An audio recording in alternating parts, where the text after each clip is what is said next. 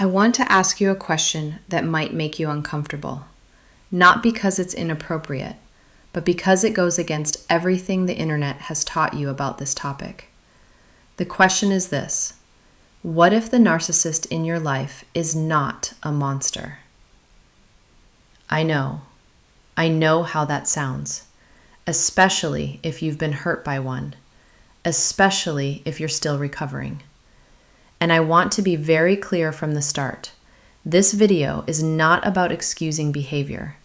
It is not about going back. It is not about forgiving what should not be forgiven.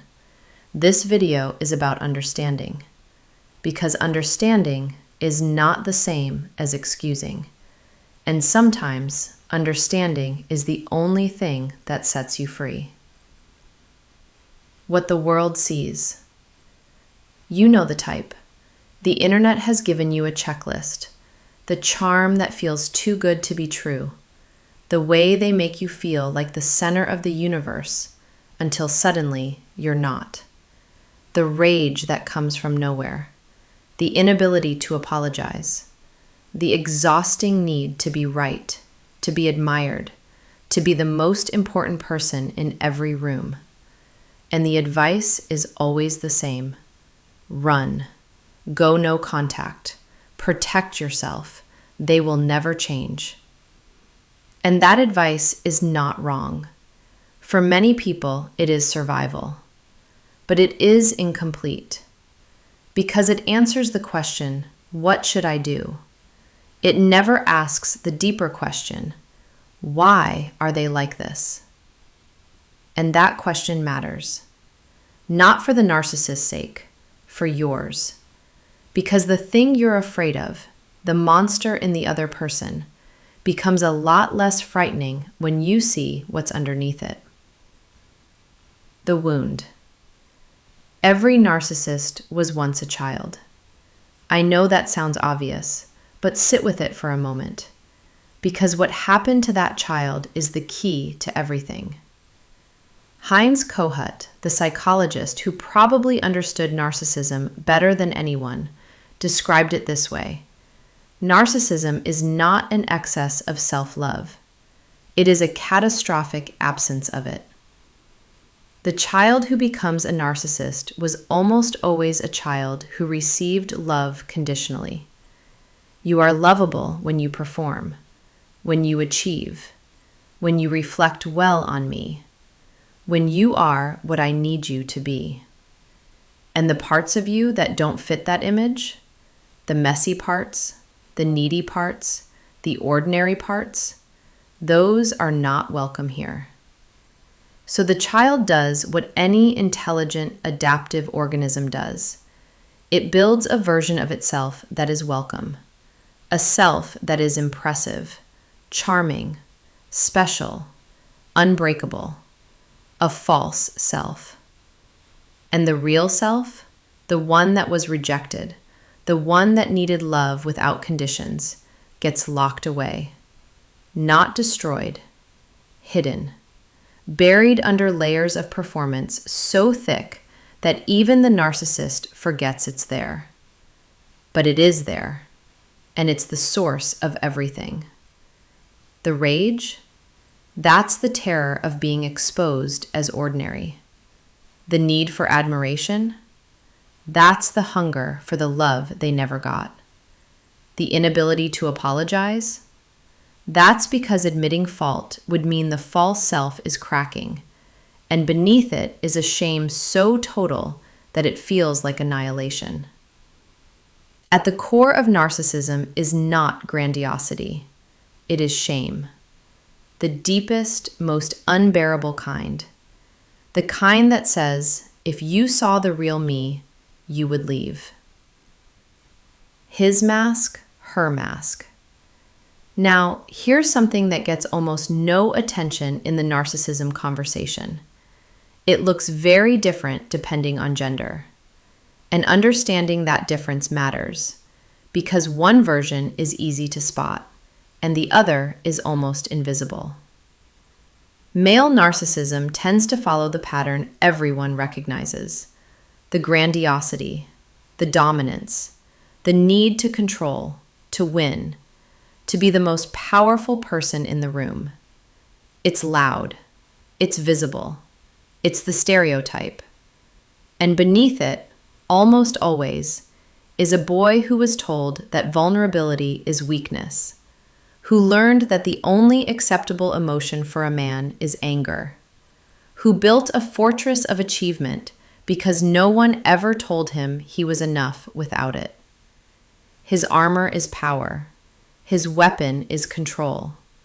But his wound is the same as every narcissist's. I am not lovable as I am. Female narcissism is different, and it's much harder to see, because women in most cultures are not rewarded for overt dominance. So the narcissistic wound in women expresses itself differently, through relationships, through emotional control, through being the perfect mother, the indispensable friend, the woman everyone depends on.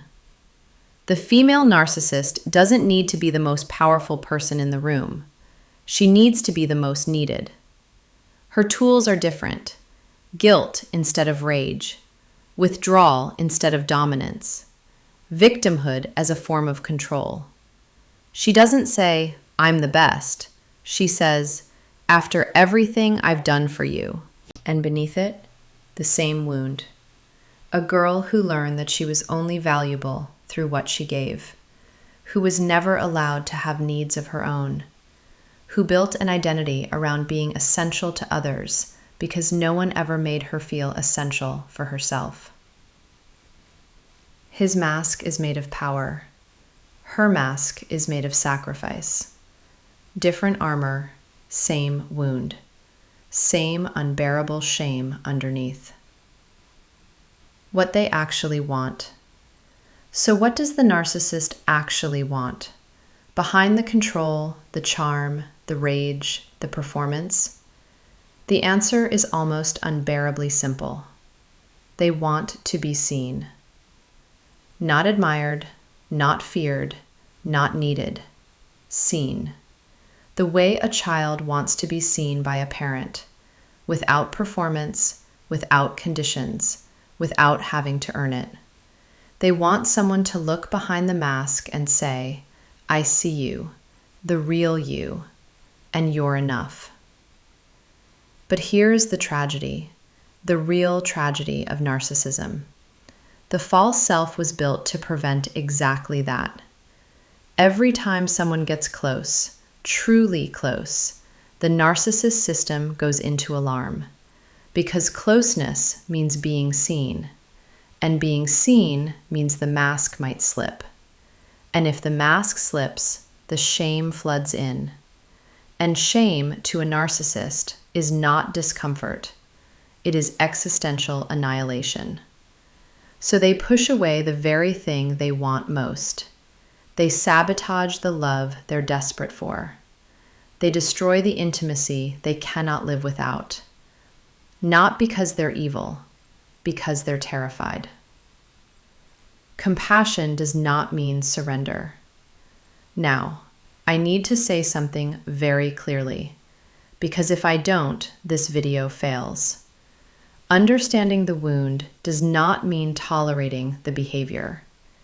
You can hold compassion for the child they were and still protect yourself from the adult they became.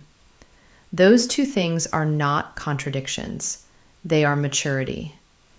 If someone is hurting you, manipulating you, controlling you, diminishing you, understanding why they do it does not mean you should stay. It means you can leave with clarity instead of confusion, with sadness instead of hatred, with your own heart intact. Because here's what happens when you demonize someone. You give them power over your inner life. As long as they are a monster, they control your story. But the moment you see them as a wounded human being who hurt you, they become smaller, and you become free.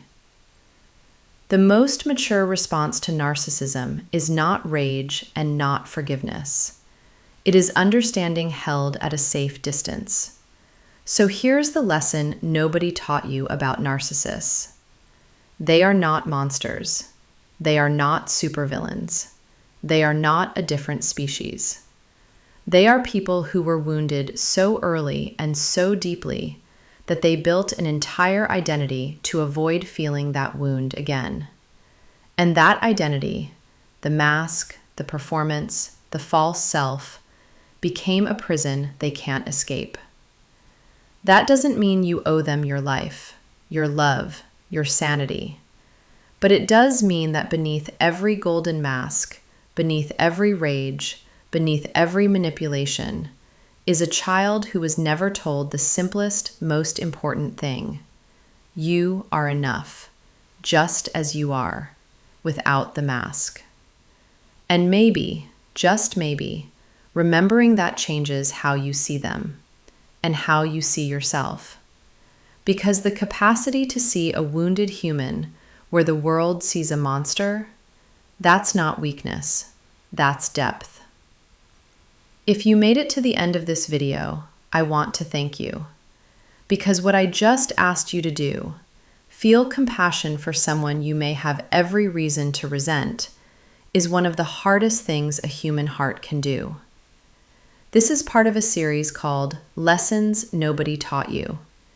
Each video is one chapter of a bigger story about the things we were never told, but always needed to hear. If this shifted something in you, the next one is already waiting.